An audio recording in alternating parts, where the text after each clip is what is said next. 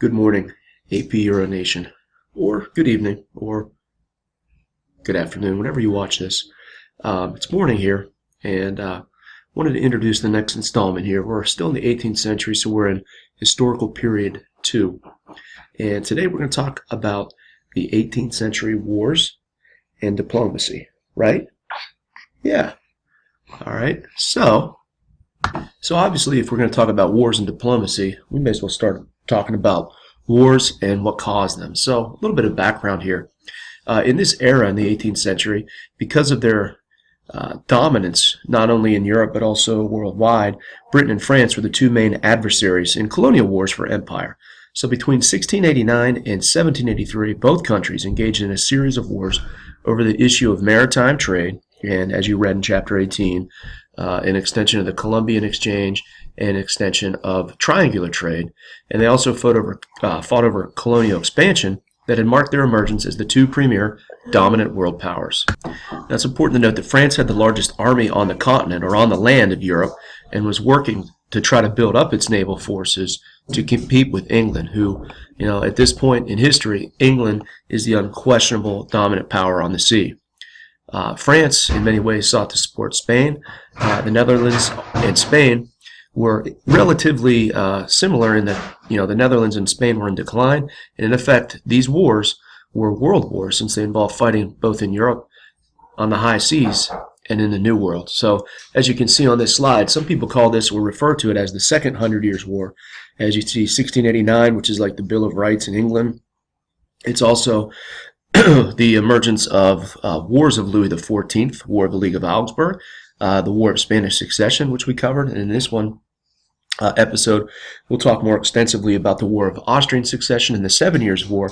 And then as we get into Chapter 19, we'll cover the American Revolution, the War of the French or First Coalition, as well as the Napoleonic Wars, which last to 1815. Now, we just learned in Chapter 17 that the philosophes, they viewed war as a waste of human life and were essentially against it. Not only did it waste a human life, it wasted a nation's valuable resources. So this is one area that hardly any of the absolute or enlightened monarchs, so-called enlightened monarchs, paid really much attention. Foreign diplomacy was motivated by self-interest of both the states and the monarchs searching to increase the power of both. Foreign diplomacy was motivated by self-interest of both the states and the monarchs searching to increase the power of both. As you can see, there's a battle going on right here. It's not really a war of diplomacy, but it's a war of what my 8-year-old is going to wear to church. And right now, it appears that the balance of power has shifted to his mom. So again, foreign diplomacy was motivated by self-interest of both the states and the monarchs controlling those states, who were sometimes searching to increase the power of both their state and also their power, their wealth. So the concept of balance of power really is something that is in Chapter 18, and it's really nothing new. All right, we've actually been talking about this since we went over the Renaissance in Italian terms and in terms of the new monarch. So again, try to remember back when Milan was the major enemy of Venice and Florence. They fought, and then they fought again. However, a common threat nearby emerged to make them work together. And that threat was, in fact, the Ottoman Empire, who was expanding, the Turks, the Muslims. And if you remember, they had taken Constantinople in 1453, and this really freaked the Italians out. So they established something called the Peace of Lodi, 1454, which created a 40-year period of relative peace in northern Italy. So again, it created a stable balance of power with them working together for a time being. Additionally, during that era, too, if you remember, in the later 15th century, each of the Italian states joined together when one city-state or a ruling family, like the Medici or the Sforza, became too powerful. In fact, specifically, we went over Ludovico the Moor Sforza. If you remember, he invited the French to help him conquer Naples. Excuse me. And what this did was it brought in the involvement of, obviously, France, but also Spain. The other powers, the other Italian city-states, started to recruit Spain to help them out against the Sforza and against Milan. So basically, where each of the Italian states started to align themselves with one of the two major foreign powers, in this case France and Spain, to protect their own interests, and their own survival. Again, as you can tell, we're going through our historical thinking skill here, continuity and change over time. As we got into the 16th and 17th century, if you remember, there was a rivalry between the Habsburg and Valois. All right, and we call that the one of the last dynastic wars, but the Habsburg-Valois rivalry, and later the Bourbons. If you remember, the French with the Valois and the Bourbons were really alarmed at the size and power of the Habsburg domains, which consisted of the Holy Roman Empire, Spain, Spanish Netherlands. And if you remember, we talked about France was essentially surrounded, not to mention the Habsburgs also dominated early on the New World. So as the Valois power declined with the French Wars of Religion and the emergence of Henry IV, and the Bourbon dynasty came to the throne of France, this rivalry continued well into the 30 Years' War. If you remember, Cardinal Richelieu sent, even though France was Catholic, the Gallican Church spent and funded Gustavus Adolphus in Sweden, Christian IV of Denmark, and actually supported Lutheran monarchs. Why? Because they were going to try their best to stick it to the Habsburgs. So, and then later on, let's not forget, as we went into the 17th century, basically all of Europe kind of aligned themselves in one way, shape, or another versus France and Louis XIV and his exploits to expand. So, we've talked about balance of power, so this should be nothing new. So what is it?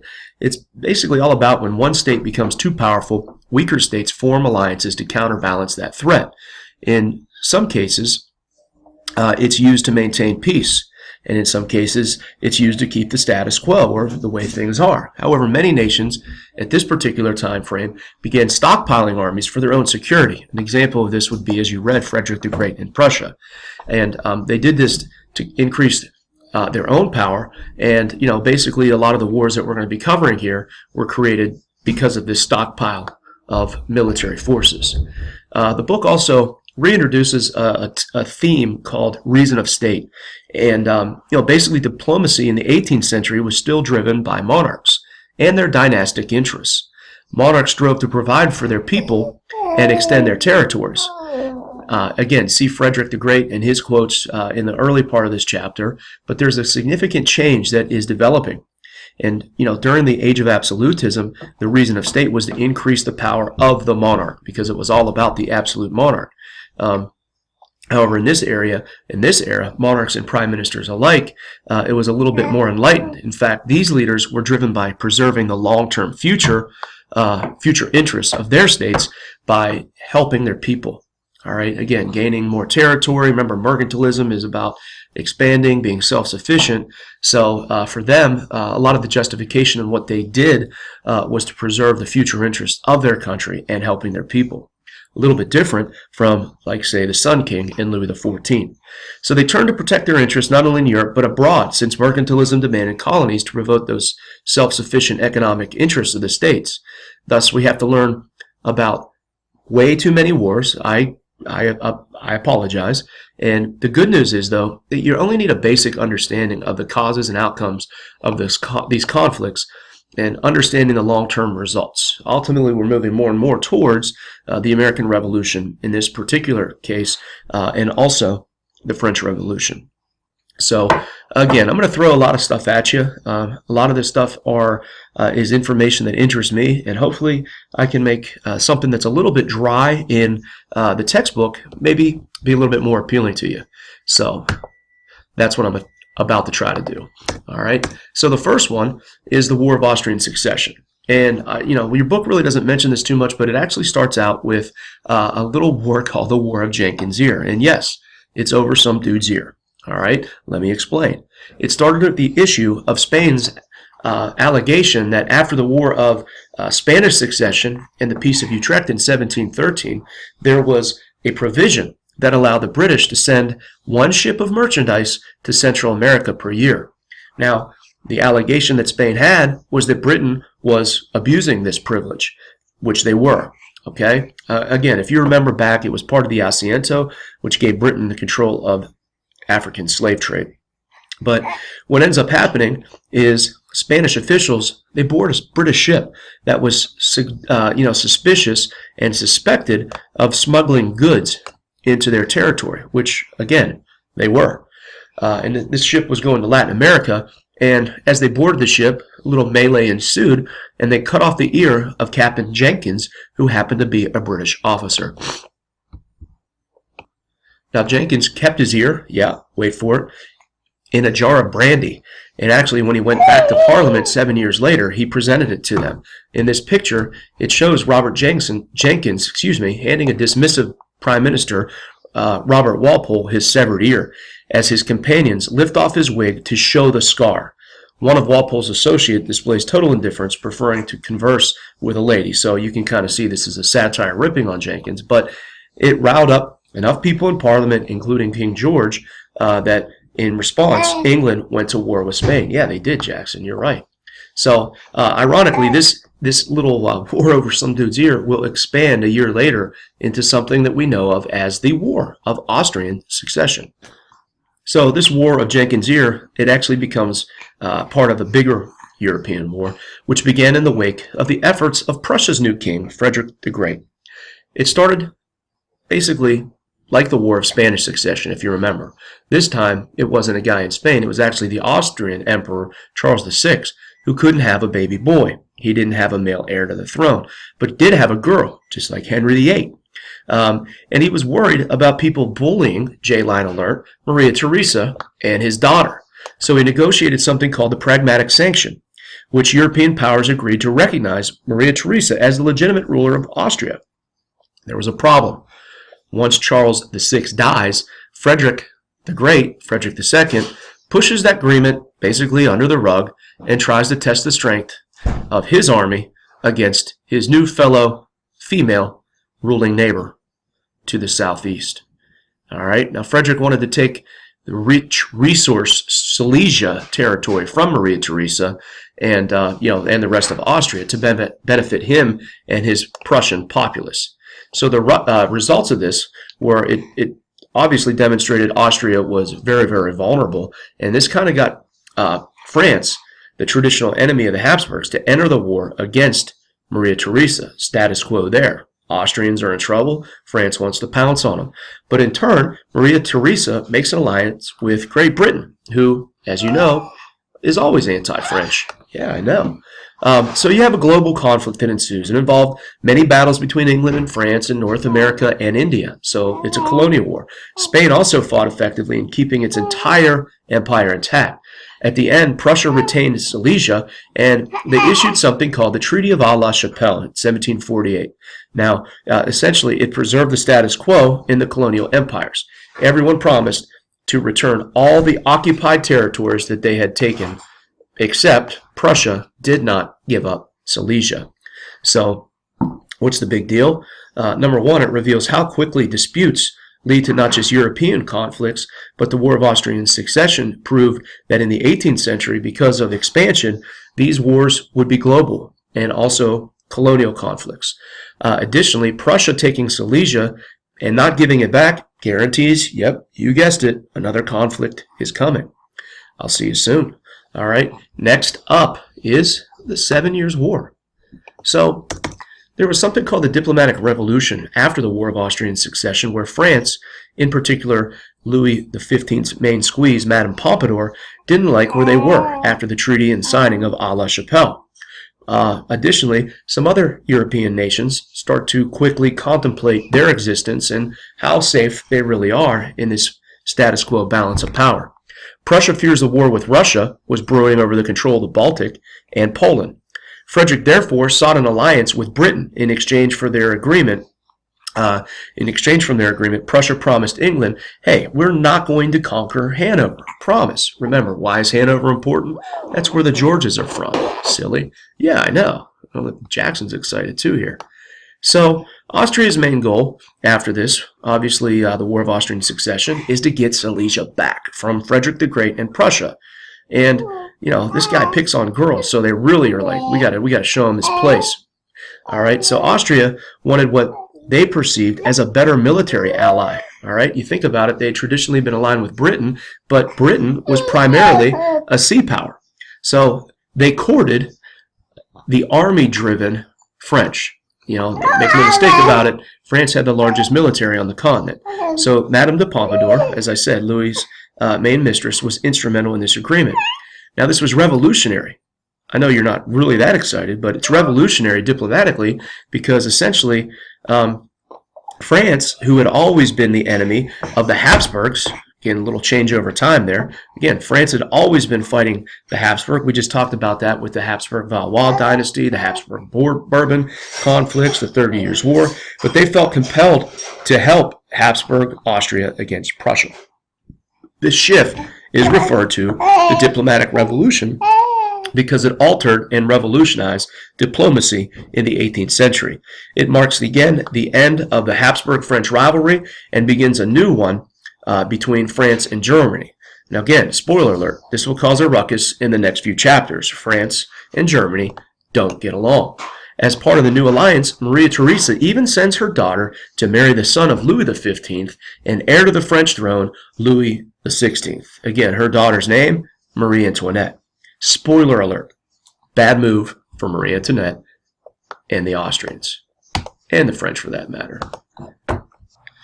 Now, the biggest world war of the 18th century started, in fact, in your backyard, Golden Eagles. Yeah, that's right. The 7 Years' War began in the disputed Ohio Valley in North America when a young American officer, George Washington, engaged the French force protecting Fort Duquesne, modern-day Pittsburgh, in 1754.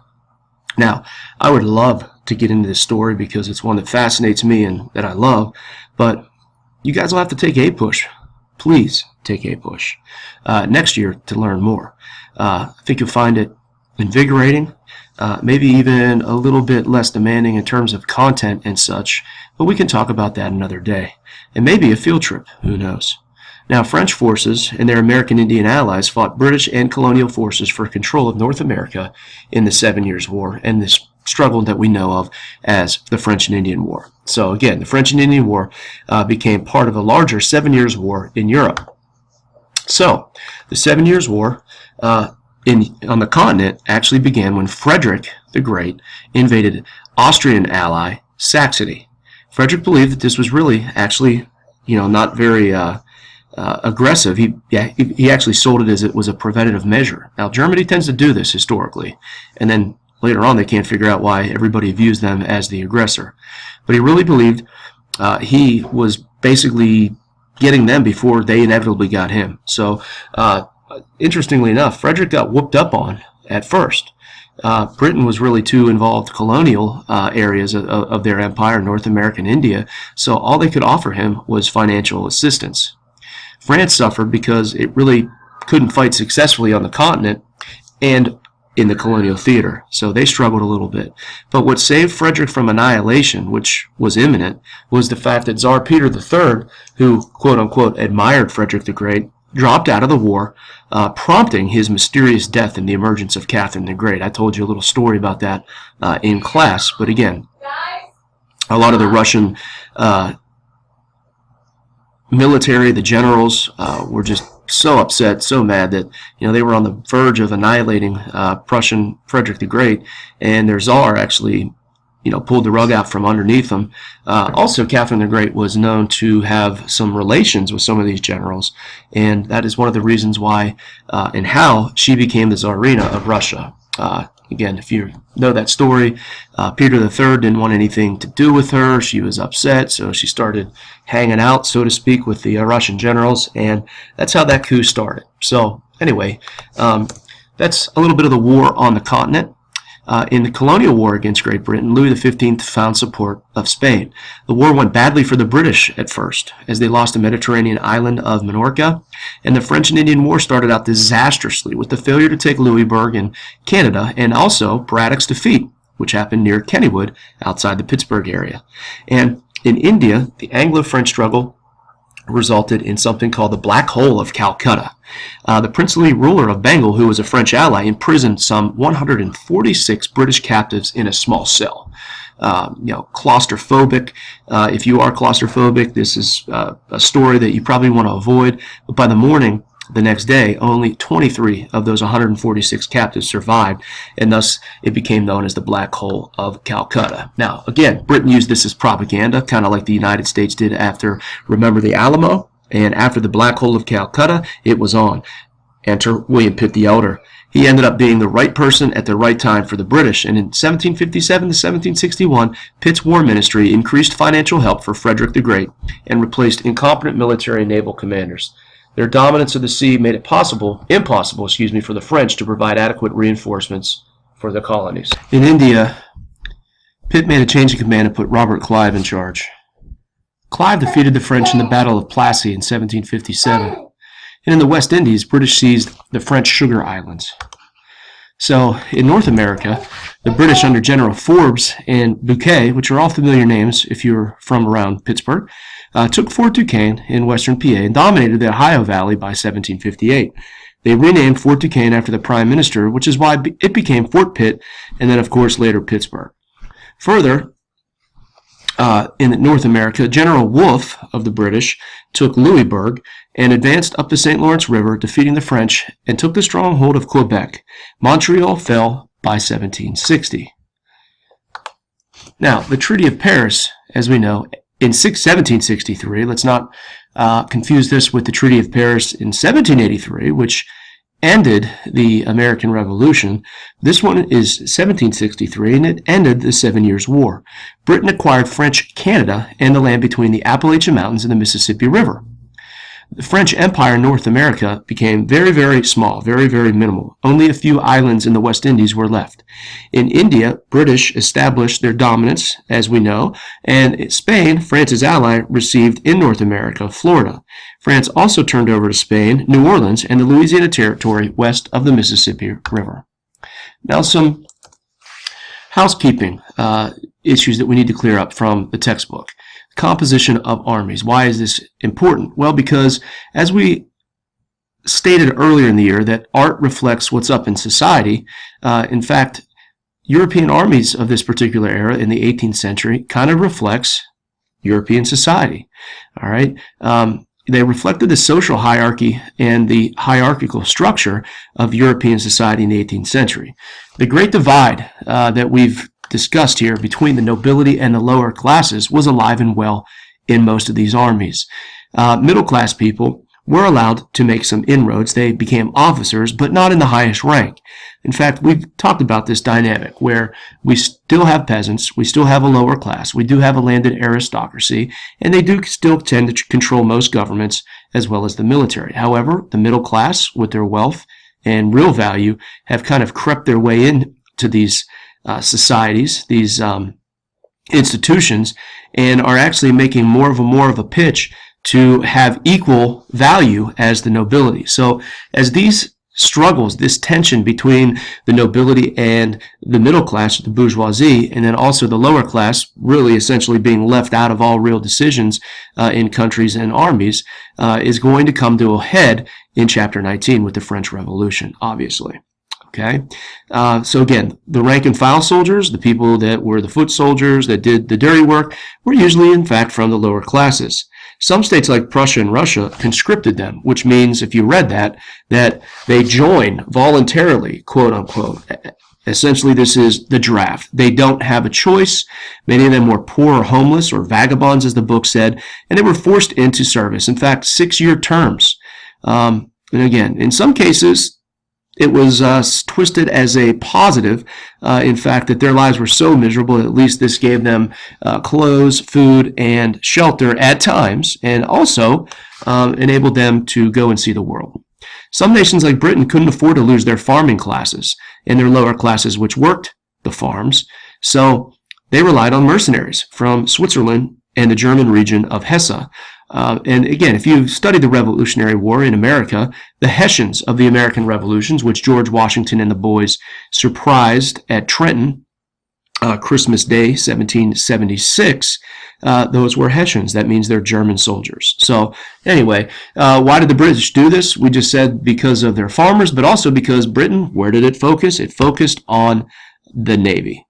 So size of armies and navies at this particular era, think about the population explosion we're about to talk about as well, skyrocketed. But really, with the influx of soldiers into these armies, war wasn't as destructive as you probably would assume. War was no longer religiously motivated. This is one reason why it wasn't so devastating. As we know, Ideological wars and religious wars tend to be the nastiest and in some cases last the longest. People are motivated to do crazy things in the name of their ideology, in the name of, hey, I'm right, you're wrong, go to hell. We saw that in the 30 Years' War and essentially a lot of the wars that we've talked about up until the 30 Years' War. The larger armies, navies, depended on the increased taxes. So to make these big armies and to wage war effectively with technology, you had to increase your taxes. And destroying your tax base through destructive wars was pretty asinine. So you used those people as more or less an investment. You didn't want to kill them all. And because of the size, again, and cost of technology in modern warfare, they started to create brilliant maneuvers, might be a test question, with limited objectives. In essence, they were unwilling to destroy their armies in all-or-nothing battles. Usually they accepted formalities and allowed the defeated foes to withdraw without being captured or destroyed. This is why they encouraged, in many cases, the building of elaborate forts to secure major roads. And I've included a few on this slide. This would be Forbes Trail in Pennsylvania, which actually ends in Pittsburgh. Started out in Philadelphia, Lancaster, Carlisle, all right, and again, you go Fort Bedford, Fort Ligonier, and then, of course, down the way into Pittsburgh. So they would make some progress, build a fort, entrench themselves, march a little further, build a fort, so on and so forth. And here's a picture of one of those forts with breastworks alike. The French also did it with Fort LeBoeuf, as well as Fort Duquesne, Fort Venango, Fort LeBoeuf, and then Presqu'Isle, giving themselves a stronghold in western Pennsylvania.